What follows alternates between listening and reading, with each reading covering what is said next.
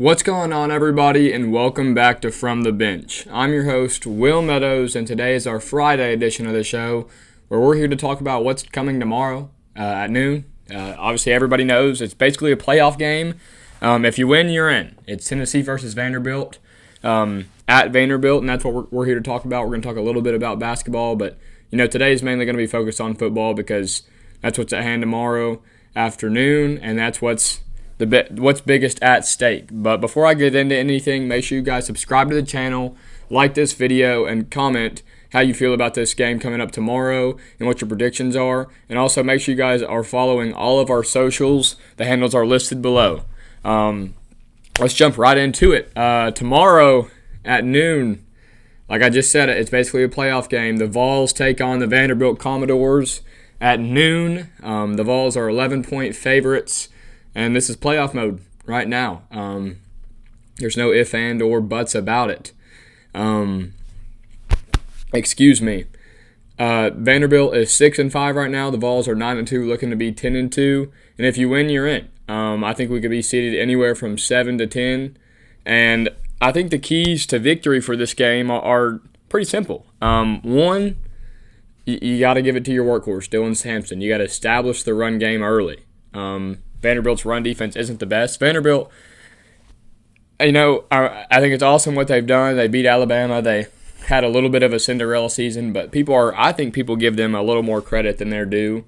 This team, when they lose, I hope I'm trying to speak it into existence. When they lose tomorrow, this will be the most overhyped 6-6 football team that we've ever seen, in my opinion.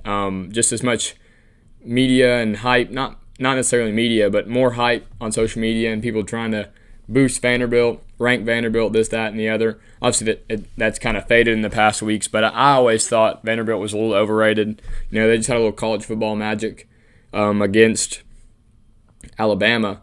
But this team could finish 6-6. I think we've played a lot better football teams this year than Vanderbilt, and credit to them. They have a gritty quarterback with confidence who's great, Diego Pavia. He's going to have to be the main one you keep your eyes on, and don't let him keep Vanderbilt in this game. He's obviously their leading passer because he's a starting quarterback, but he's also their leading rusher. I think he has somewhere north of 650 yards on the ground this season, and like I said, he's just gritty. He's not way more athletic than everybody. He's not running people over, but he's just a gritty football player. I'm not comparing him to him because he's not near the quarterback he was, but in terms of swagger and size and stuff like that, he kind of reminds me of Baker Mayfield, just how he was. I mean, Baker Mayfield isn't way faster than everybody or running people over or juking people out of their shoes, but he always just found ways to get yards. And he was just gritty, and he just had that chip on his shoulder. Like Diego Pavia came from New Mexico State and just has had a chip on his shoulder his whole career. So, credit to him. He's a solid quarterback. He's going to be one of the better ones we've faced all year. And while I say that, who's better? Where does he rank among quarterbacks that we've seen this year? He's not better than, or he's better than UTC. He's better than NC State. He's better than Kent State. He's better than Oklahoma. He's better than Alabama. No, he's not. He's not better than Alabama. He's not. Let me just think of the ones he's not better. He's not better than Alabama. He's not better than Georgia. And I want to say that's it. He may be better than. I'd say he's better than Taylor Green from Arkansas. He's better than Kentucky. Yeah, I guess he is. Who did we play? Yeah, I think he's probably the third best quarterback we've seen all year. Him and Taylor Green are a bit of a toss-up. And maybe I'm brain farting there. Somebody let me know down in the comments if I'm just way off and totally forgetting about somebody. I don't think I am, but I think he's the third best quarterback we're going to see all year. But I don't think it's the third best team we're going to see all year because, I think he's better than Lagway. That's the one I was missing. Lagway and Mertz. Mertz started against us. I think he's better than Mertz, and Lagway didn't play the best against us. Lagway now is probably better, but back then, okay. Diego Pavia is the third best quarterback we've seen to this point. And does he have the best team around him? No, I don't think his skill positions are that great. Again, he's the leading rusher on their football team with 684 yards, I think it is. And our leading rusher, I mean, granted, he is one of the best running backs in the country, which we're also going to talk about him being snubbed at the Doak Walker finalist list, has 1,300 yards. So, I don't think he has the strongest run game. I don't know if he has the strongest skill positions on the outside. They've got a few playmakers. Stowers, their receiver, is pretty solid. I think Jermod McCoy's got that. Y'all know how I feel about Jermod McCoy. But the keys to success of this game, as I beat around the bush for 5 minutes, 1, feed your workhorse in Dylan Sampson and get the run game established early, as that'll open up the pass game.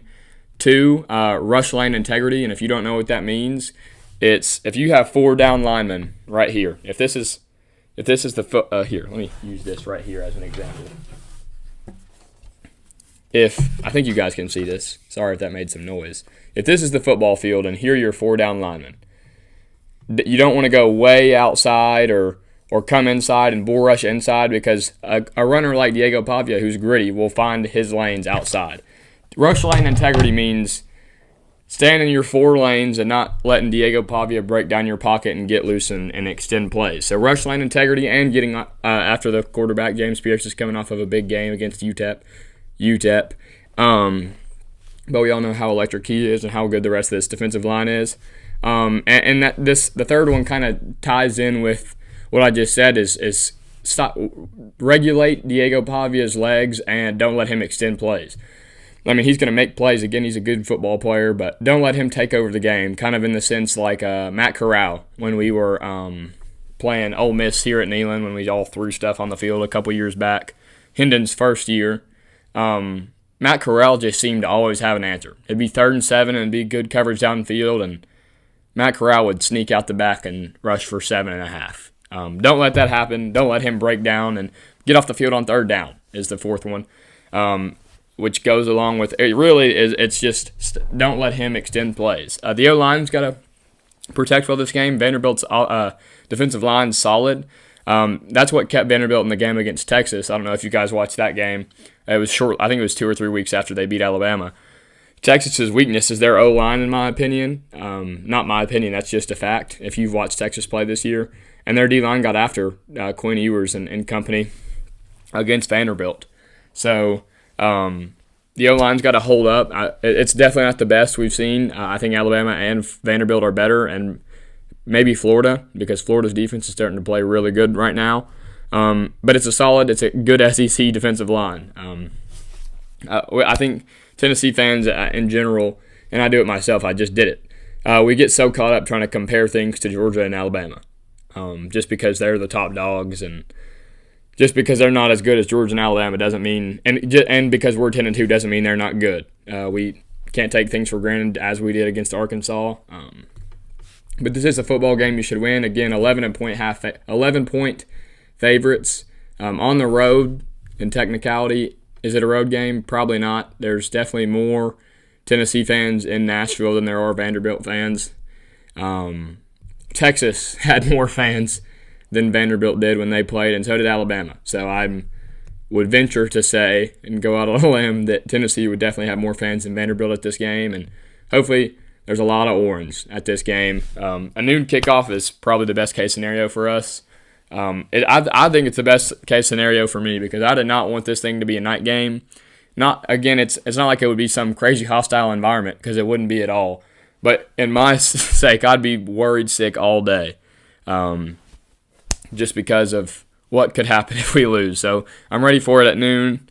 Get it over with, win, and we move on to the I guess our bye week. I think it's a bye week, and then it's the SEC championship. Maybe the SEC championship is right after, or all the championships. And we'll take our bye week now and watch Georgia and probably Texas beat up on each other, and we'll wait for the CFP selection show. And like I said, it's winning you're in, the Vols, and I've said it for 3-4 weeks now. Take care of business. That's all you got to do. And we're in. Move to 10-2 and be seeded probably somewhere around the 7-10 range. I think it'll be 8 or 9. But you got to take care of business, and that's going to be the term for the rest of the season, and especially from when you're watching until noon tomorrow afternoon at Saturday in Nashville. That's all we're going to have for the football.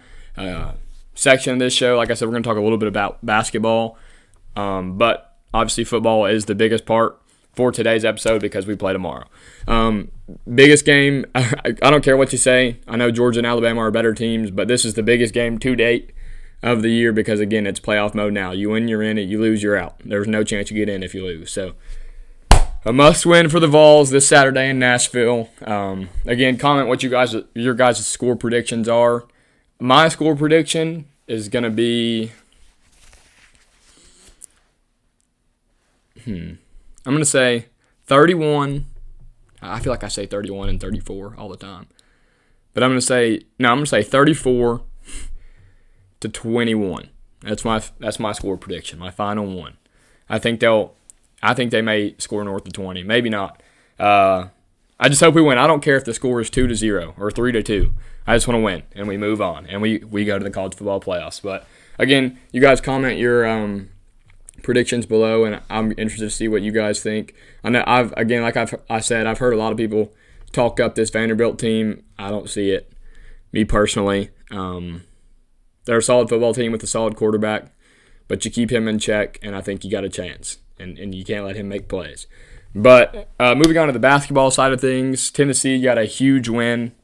Not really huge in terms of importance, but in terms of point margin.